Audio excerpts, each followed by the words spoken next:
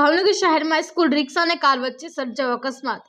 શહેરના અડોન ચોક નજીક auto rickshaw અને કાર વચ્ચે અકસ્માત સર્જાયો। કાર ચાલકે વિદ્યાર્થી ભરેલ પિયાગો રિક્ષાને લીધી અડફેટે। ઓટો રિક્ષામાં સવાર સ્કૂલના વિદ્યાર્થીઓને પહોંચી નાની મોટી ઈજાગ્રસ્ત વિદ્યાર્થીઓને સારવારથી ભાવનગર સાઠી હોસ્પિટલ ખાતે ખસેડવામાં આવેલ। અકસ્માતની જાણ થતાં સ્કૂલ સંચાલકો સહિત વિદ્યાર્થીઓના વાલીઓ હોસ્પિટલ ખાતે દોડી આવ્યા। અકસ્માત સર્જાતા સ્થાનિક લોકો દ્વારા ઈજાગ્રસ્ત બાળકોને તાત્કાલિક હોસ્પિટલ પહોંચાડવાની કામગીરી હાથ ધરેલ। જાહિદ સૈયદ, જે ન્યૂઝ, ભાવનગર।